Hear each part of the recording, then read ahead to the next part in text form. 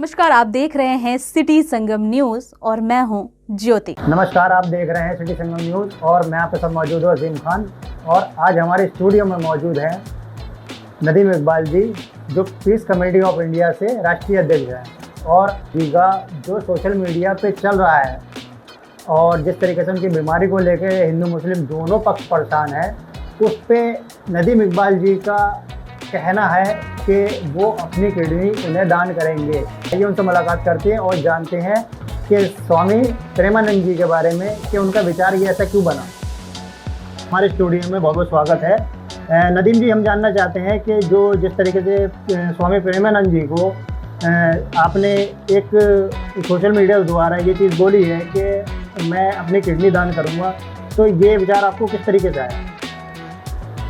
मैं नदीम इकबाल, ये मेरे उनके प्रेमानंद जी के मैंने वचन सुने हैं, उसमें हिंदू मुस्लिम ना हो करके भारतीयता की झलक है और वो किसी भी धर्म के खिलाफ प्रवचन नहीं करते हैं। यही बात देख करके मेरे स्वयं में ख्याल आया कि अपने लिए तो सब करते हैं, क्यों ना मेरी किडनी दूसरे समाज के लिए। और मैं आपको बता दूं, इस देश में ना कोई हिंदू है, ना मुस्लिम है, ना सिख है, ना ईसाई है। हमारा डीएनए एक है, हम सब प्रथम भारतीय हैं, हिंदुस्तानी हैं। इसी बात को मद्देनज़र रखते हुए मैं पीस कमेटी ऑफ इंडिया, जो हिंदू मुस्लिम एकता, जो हमारे साथ में हिंदू भी हैं लोग, सिख भी हैं, ईसाई भी हैं, मैंने किडनी उनको डोनेट दान करने के लिए कहा और मैं किडनी दान करने के लिए तैयार हूँ। और आप देखिए, जैसे कि उनको दरगाहों पे और मस्जिदों में भी दुआ की जा रही है, और एक मुस्लिम समाज के भोपाल पे भी एक व्यक्ति ने किडनी दान करने की पेशकश की, उन्होंने व्हाट्सएप नंबर मांगा। मैं भी किडनी दान करने, मेरा ये अपना विचार है, अपना निजी फैसला है, मैं किडनी तैयार हूँ। चूँकि मैं एक सर्वप्रथम भारतीय हूँ, अगर मेरी किडनी किसी ऐसे महान स्वामी के काम आ सके तो ये मेरे लिए बहुत अच्छा भाग मेरा होगा, मेरा नसीब बहुत अच्छा होगा कि अगर मुझे उन्हें किडनी दान करने की जो है इजाज़त मिले, और मैं किडनी दान करने के लिए तैयार हूँ। जी, बहुत बहुत अच्छी बात है। ये आप एक मुस्लिम होने के साथ इतना कुछ सोच रहे हैं कि एक स्वामी प्रेमानंद जी को, जिनको इस टाइम दुआओं की और किडनी की ज़रूरत है, और लोग उनसे संपर्क कर रहे हैं, तरह तरह के लोगों के पास व्हाट्सएप नंबर जा रहे हैं। वैसे नदीम जी का कहना है कि हमारे पास भी कोई व्हाट्सएप नंबर मिले ताकि हम उस चीज़ के लिए आगे बढ़ें। बहुत अच्छी बात है नदीम जी। नदीम जी, मैं एक चीज़ और जानना चाहता हूँ कि आपकी जो पीस कमेटी है वो किस तरीके से और किस तरीके का काम करती है आपकी समाज सेवा में? देखिए, हमारी पीस कमेटी का ध्येय है, जो एक देश एक भारत प्रशासन का सहयोग और अखंड भारत की बात करता है, उसको हर कोई वो आदमी पीस कमेटी ऑफ इंडिया का सदस्य हो सकता है। और मैं पीस कमेटी ऑफ इंडिया के माध्यम से, हमारे साथ महासचिव मनमोहन तनेजा जी और मोन्टू सक्सेना और मोनू खान और महान हिंदू मुस्लिम सिख ईसाई, हमारे साथ में सारे धर्मों के लोग जुड़े हुए हैं। और हमारे संरक्षक गुरु जनार्दन आचार्य जी, जो कमांडो के नाम से भी मशहूर हैं, उनका आशीर्वाद प्राप्त है। हम उन्हीं के सहयोग से सारा काम यहाँ पर करते हैं और प्रशासन का सहयोग करते हैं। और एक और बाबा बनखंडी नाथ मंदिर के सेवा समिति के अध्यक्ष पंडित संजीव शर्मा जी हमारे साथ में हमारे सलाहकार और संरक्षक हैं। उन्हीं की देखरेख में ये हम इस मकाम तक पहुँचे।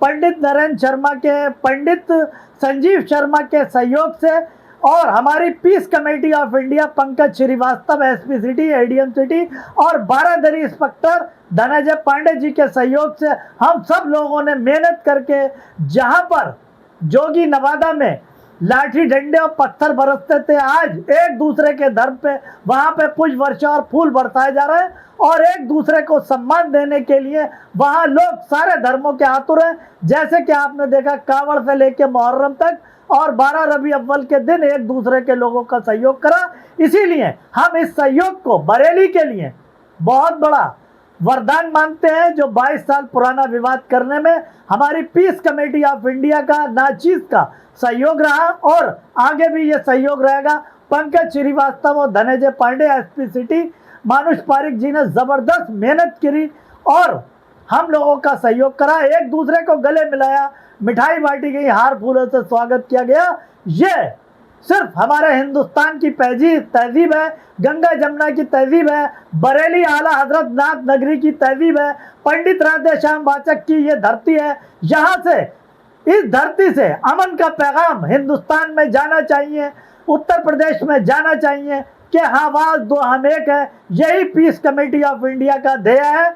हम इसे राष्ट्रीय लेवल पे ले जा करके हिंदू मुस्लिम हर जिले में इसी के लिए काम करेंगे और प्रशासन का सहयोग, गरीब लोगों आगे चल के हमारा गरीब लोगों को जैसे कि लिहाफ गद्दे और जो गरीबी की रेखा से उन लोगों के भी मदद करने का काम आपस में इस कमेटी के लिए करने के लिए तैयार है। इसीलिए मैंने पीस कमेटी ऑफ इंडिया का गठन किया है और मैं जो उन मौलानाओं के सख्त खिलाफ हूँ जो भड़काऊ भाषण देके हमारे गरीब लोगों को फंसा रहे हैं और उन लोगों को ना करे में लोग बेचारे फंसे हुए हैं।